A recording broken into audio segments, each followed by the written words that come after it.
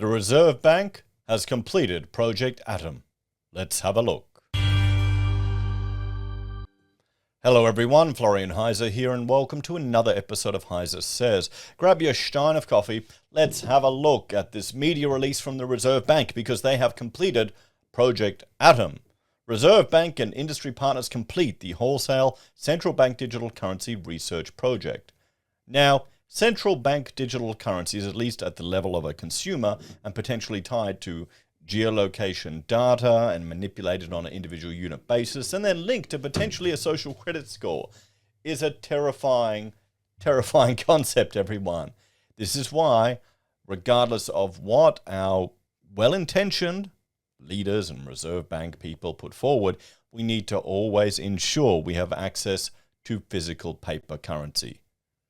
Okay, you need to make sure that always exists, and without a differential exchange rate between digital and physical currency to ensure that, well, we have a safeguard against overreach by future governments and organizations that could potentially use central bank digital currencies for sinister means. I hope I'm being overly dramatic and concerned, but you never know, guys. It's best to be worried and have some safeguards in place that don't cost much. So, let's have a look at this. The Reserve Bank of Australia, Commonwealth Bank, National Australia Bank, Perpetual and Consensus, with input from King and Wood Malson, today jointly released a report to mark the successive conclusion of Project Atom. Project Atom was a collaborative research project undertaken during the past year that examined the potential use and implications of a wholesale form of central bank digital currency. Using distributed ledger technology, DLT, the project involved the development of a proof of concept for the issuance of a tokenized form of CBDC that could be used by wholesale market participants for the funding, settlement, and repayment of a tokenized syndicated loan on an Ethereum-based DLT platform. The project explored a number of issues, including how access to CBDC could be extended to a wide range of wholesale market participants, including those who would not ordinarily have access to accounts at the Reserve Bank, the potential benefits of integrating a wholesale central bank digital currency with tokenized assets on interoperable DLT platforms, whether an enterprise-grade DLT platform could be a viable technology for a wholesale central bank digital currency. The proof of concept demonstrated that the digitization of syndicated loans on a DLT platform could provide efficiency gains and reduce operational risk by replacing highly manual and paper-based processes.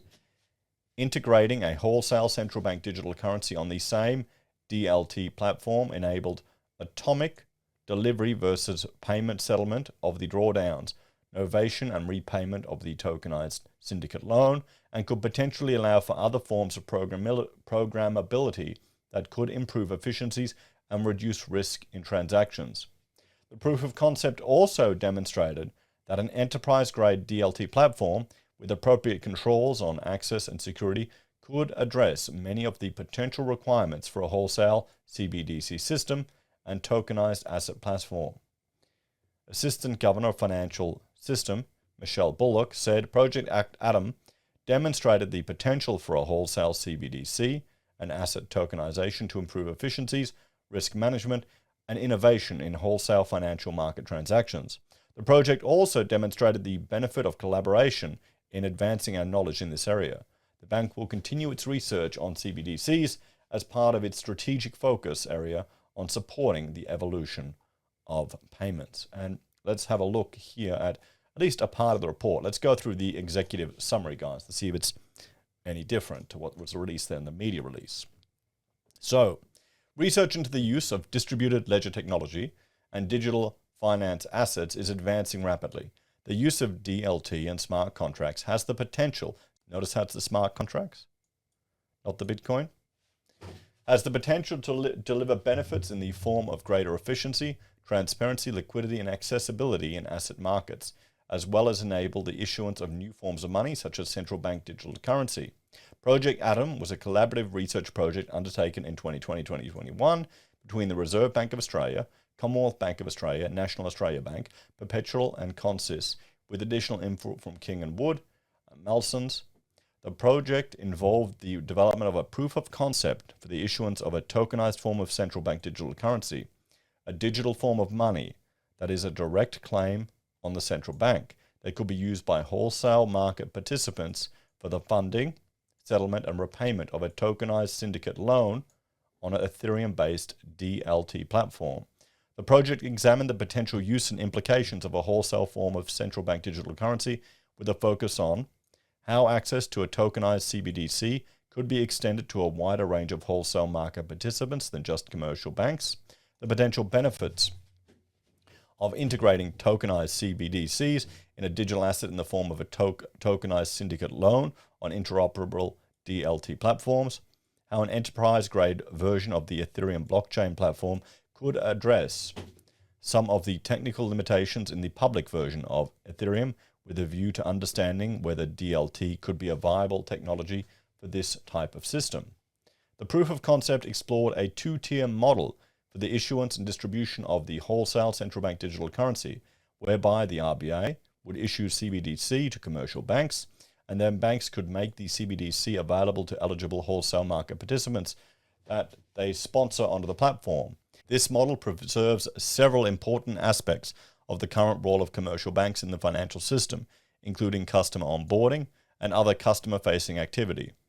There are a range of potential benefits in providing non-bank wholesale market participants with access to CBDCs for settling transactions and as a store of value. However, broader access also raises a number of policy and legal issues that would need to be considered, including who would be eligible to access CBDCs, how CBDCs could be used, the nature of relationship between commercial banks and their sponsored participants, and the potential implication of commercial bank deposit migration to CBDC for financial intermediation and financial stability. The proof of concept demonstrated that the digitization of syndicated loans on a DLT platform could provide significant efficiency gains and reduce operational risks by replacing highly manual and paper-based processes relating to the origination and servicing of these facilities. Moreover, integrating a tokenized central bank digital currency on the same blockchain platform enabled instantaneous delivery versus payment, settlement of the loan drawdown, novation and repayment, and the smart contract functionality of DLT could potentially also be used to program the automatic execution and settlement of more complex multi-stage and multi-party transactions involving conditions and interdependencies. While many of these potential benefits of using central bank digital currencies for the settlement of tokenized asset transactions could be achieved through the use of existing off-chain payment systems, doing so could introduce additional risks and complexities that would need to be explored. As regards the technology, the proof of concept demonstrated that an enterprise-grade DLT platform with appropriate controls on access and security could address many of the possible requirements on a wholesale CBDC and tokenized asset platform, including in relation to certainty over transaction finality, efficiency, security, and privacy. That said, the scope of the proof of concept was necessarily limited and did not focus on non-functional requirements, for example, the scalability of the system or how it would address cyber risk. Further exploration and testing of the technology would therefore be required to assess its suitability for a production system. Overall, this project demonstrates many of the potential benefits and implications of issuing a wholesale central bank digital currency to settle transactions in tokenized assets on DLT platforms. However, as is to be expected in a research project such as this, the project has also highlighted a range of additional questions and issues that need to be explored to help address the question of whether there is a case for a wholesale central bank digital currency and how one could be developed. This program also demonstrated the benefits of collaboration in advancing the participants' knowledge. So there we go, everyone. I'll let you go through this all by yourself, but what's interesting, one of the more exciting takeaways of this is that they're using the Ethereum blockchain, guys. They're using that technology, at least as a starting point. Let's have a bit of a talk. So this is different to what China tested. China actually tested one where they were putting digital yuan into the hands of people. They were taking it a step further. Here, the RBA is looking at exploring essentially back-of-house operations that most normal people won't even have any exposure to. So at the very least, they're developing knowledge and skills in that area, but it isn't, well, it doesn't seem as potentially scary or concerning as what the People's Republic of China was doing. So check out that video, guys, to see what China was proposing with their central bank digital currency. We'll have to see if Australia deploys it. What do you think this all means for the price of Ethereum? Maybe that's the one to start stacking, guys, not Bitcoin. What do you reckon? Take care, and I'll see you next time. Bye for now.